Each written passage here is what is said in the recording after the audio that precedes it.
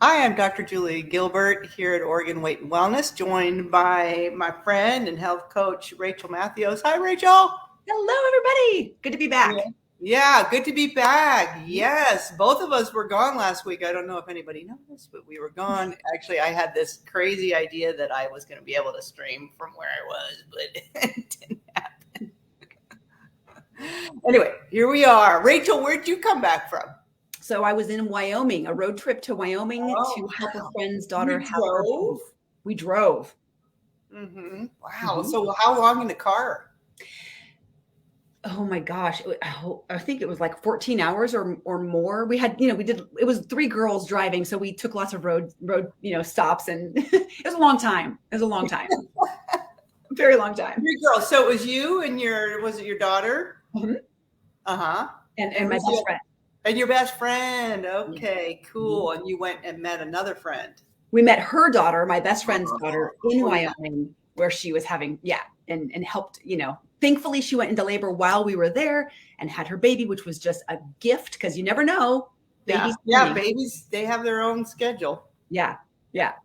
So cool. How fun Mhm. was that? So tell us, and I'm just back from Spain and actually Paris. And Hmm. so we were thinking today we're going to take a little detour from our book, come back to that next time. Yeah. But we're going to talk about vacation and different Mm. schedules and how, it's how challenging it is to stay with your routine. Yes. So, well, start off with your road trip. Mhm. Rachel, what kind of things did you feel really good about that you kept in place, and what kind of Yeah. things maybe did you have to pivot on? And yeah, Yeah. talk about Yeah. So I love that we're talking about this because of course it's the summer and most people are going to be having road trips or vacations and this is when it gets so difficult to stay on track. that. Uh-huh. Part of us wants to just have fun and relax and totally loosen up on all of our health guiding principles. Yeah. And Mhm. another part of us wants to, stick with it and wants to continue to feel healthy because going off track can be fun, but it also doesn't feel good. It Right. also wears us down.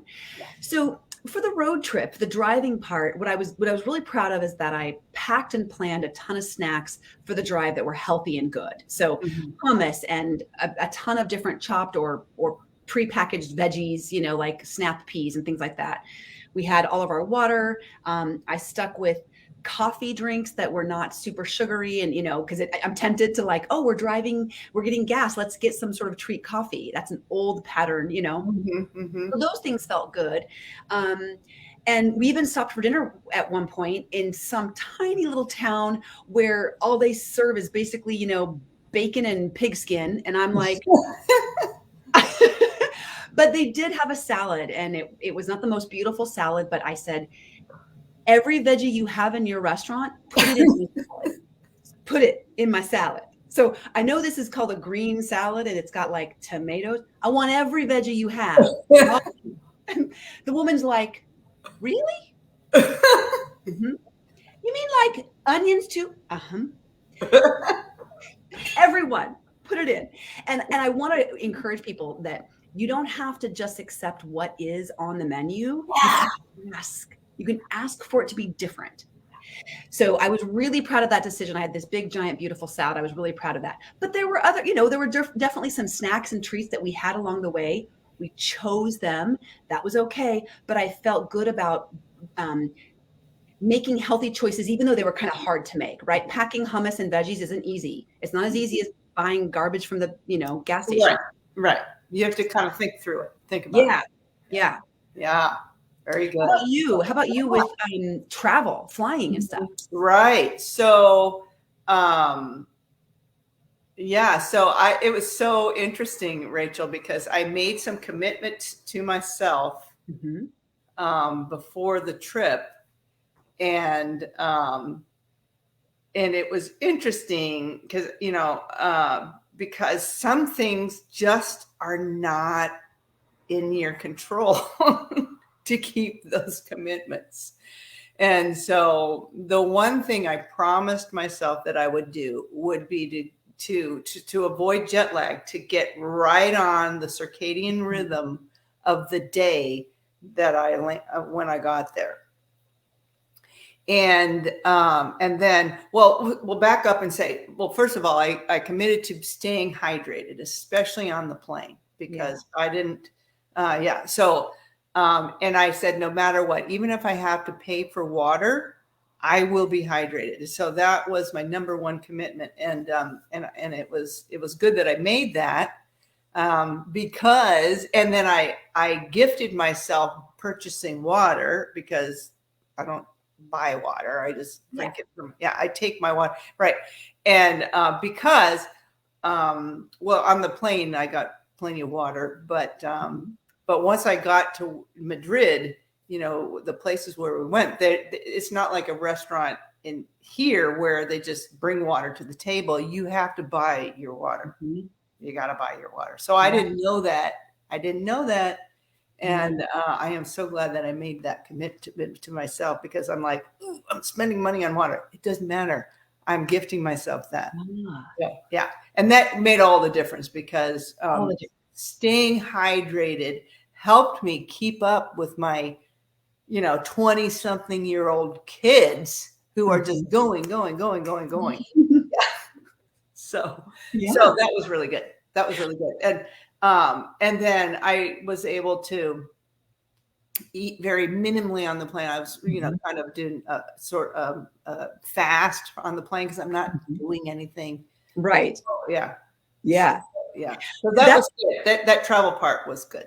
Yeah, that commitment. I love that as a strategy, that if you think through something ahead of time, there is so much power in the pre-planning, the pre-thinking, pre-scripting, knowing what's coming. And because you had done the work to do that, it was a guiding principle. Right. It was okay. You had given yourself permission to buy the water, because this was what you were doing. And so you didn't have to think on the fly. Right. Or, water, how expensive? Do I buy it? Do I not? And then we just kind of default to just like shutting down. Right. So that's a powerful strategy. Yeah. And the other thing that I really did well with was stay on the rhythm of the day I was in. So that really helped with the jet lag thing. So, when did we arrive? We must have arrived. I can't even remember. It must have been in the morning. And I was like, Elena, we got to get outside. We got to get outside. We got to get out of this airport. Because I wanted to see the sun. Kind of get in sync with and we did. So we we had a huge layover in Amsterdam, and we stowed our luggage, and we went and walked the city. My kids, my daughter, all of them, they're so amazing in their travel. And they had a plan that they thought about and on their phone, and I guess it's Google Maps, and it tells you very detailed instructions. The metro's over here, and you take this bus to get to that train to go to this place. And they were just on it. It was so cool. And but we walked the city and then came back and got our luggage and went on our next leg. And that was great.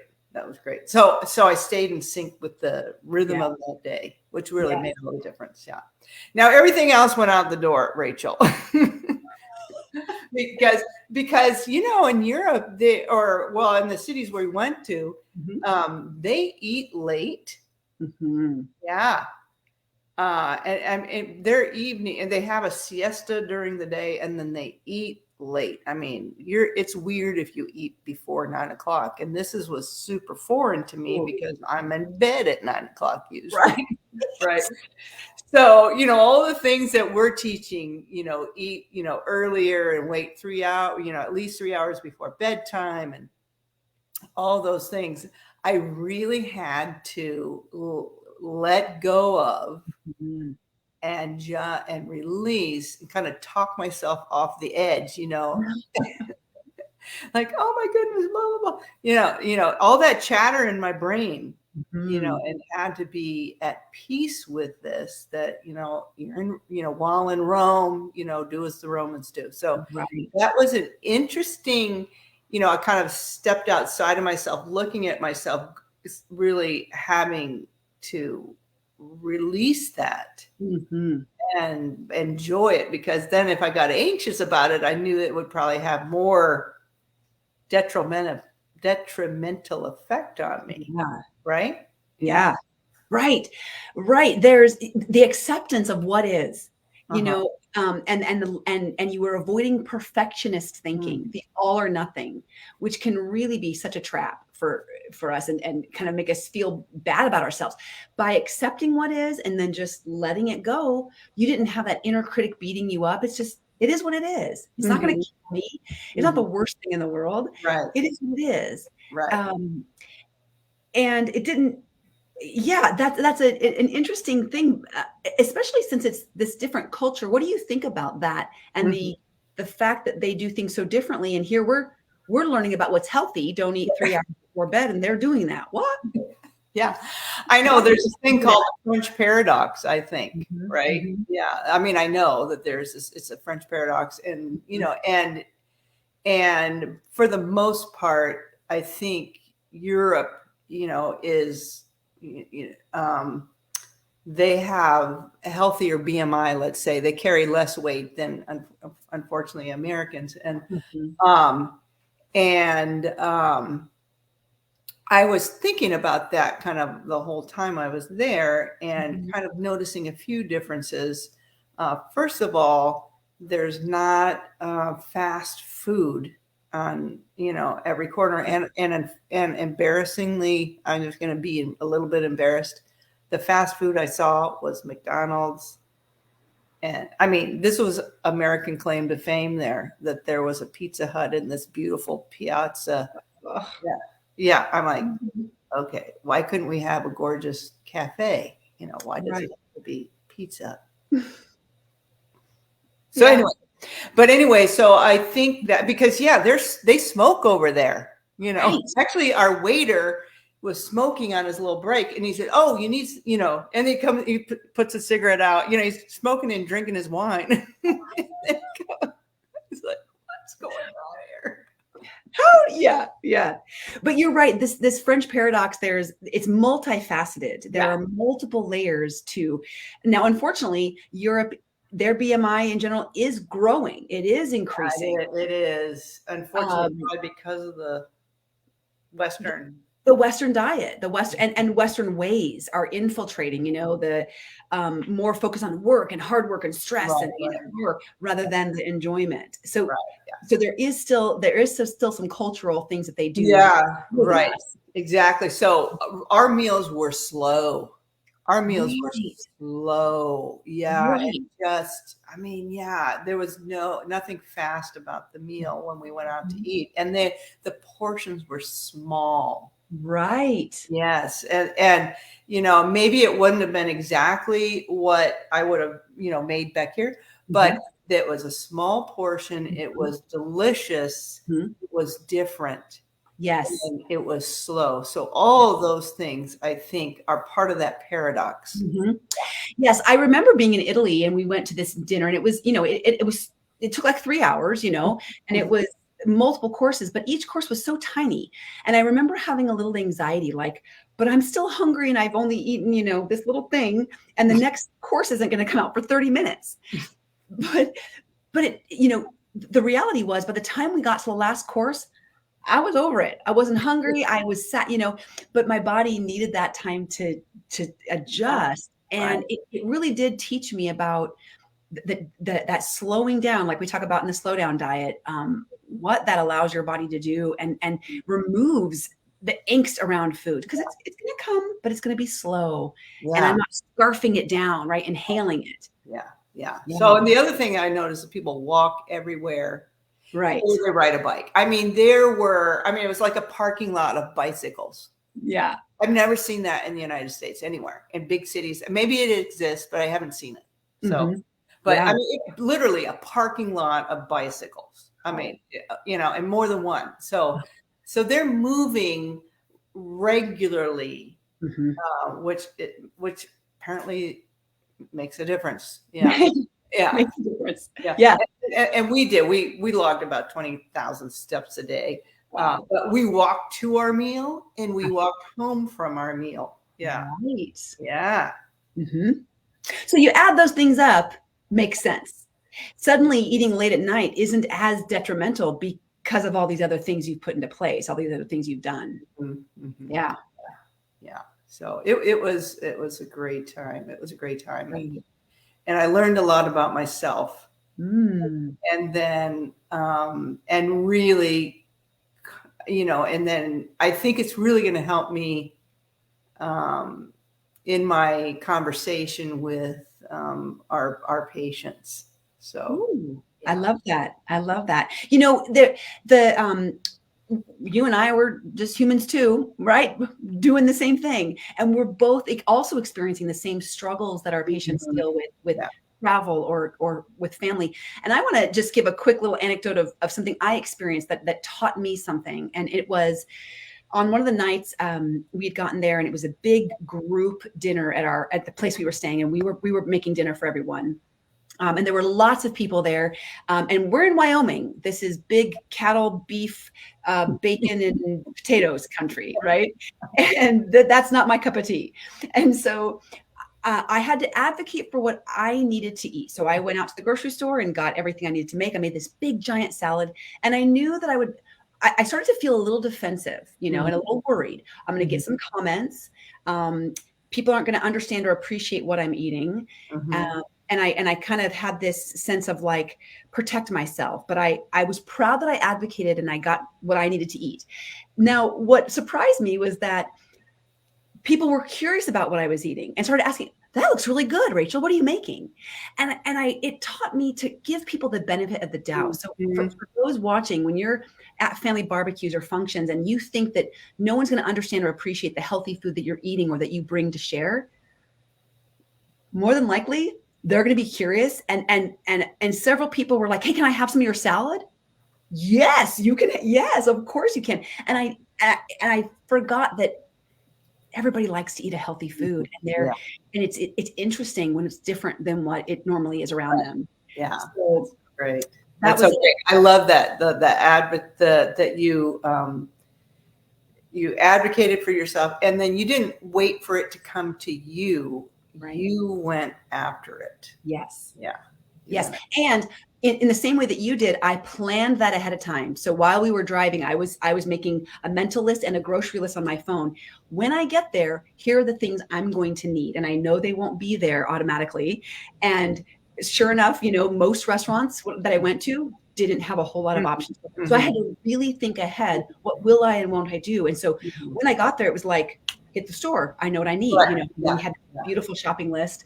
Yeah. And so, but it was pre-planned. I didn't just kind of like happen upon that. Exactly. And then you recognize these like, oh my goodness, I'm having this little anxiety about this. Am I going to have the courage to? But you had the courage. You recognized it. You still went for it. You had the courage to honor yourself and taking care of yourself. And then it turned out for good. I mean, right.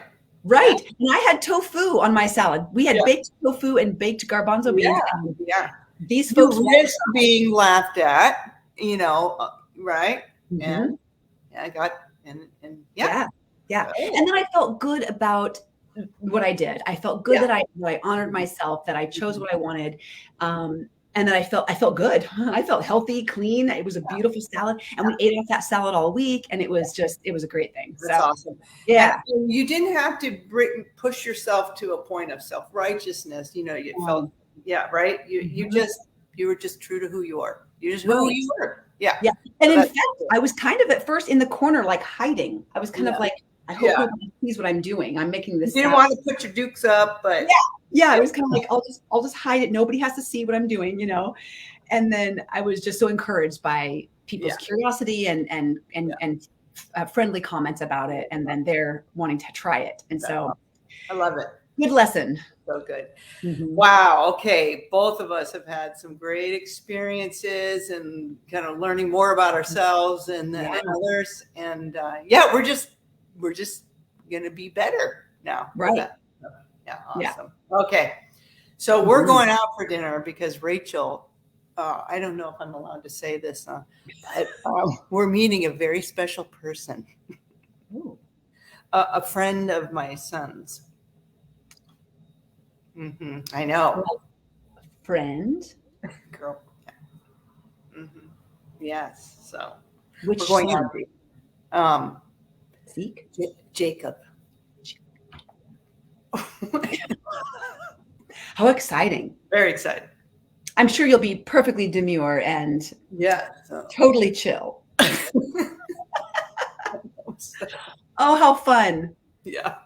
So fun. How fun. So, how about what's for dinner for you? Well, for me, nothing. My husband and I are both doing a 36-hour fast. Oh, but good. Okay. Yeah, if I was eating dinner, there's a big giant salad we made last night that we had that's waiting for us. So big, our big, beautiful salad that we do. But the fasting this week, I've been doing a little bit more fasting, and it felt good to kind of do a reset, right? A purge a little bit of some of the choices last week that, like you said, you're not in control of everything, but I wanted to get right back onto the horse this week, right? My vacation week was my vacation week. It was wonderful. I don't have no regrets. I have no inner critic or shame. Yeah. And I'm right back on my horse today, and I want to reset to my goals and my values. Yeah. So love it. yeah. Love it. Same. I could say ditto. Same. Yeah. Yeah. I'm drinking my green juice and I'm finishing my fast. So after this, I'm going to break my fast. So yeah. And I was right back on with exercise. Yes. So, oh yeah. You got to dial it all back in right away. Don't let another day go by. That first day you get home from vacation or your trip or wherever you do, jump right back in. And the habit will come back quickly, and you won't spend too much time, feeling like you're still off track. Yeah. So that's right. All right. Well, thanks so much, Rachel. Right. Thank you. Conversation. All right. Have a great rest of your day. Bye, everybody. Bye.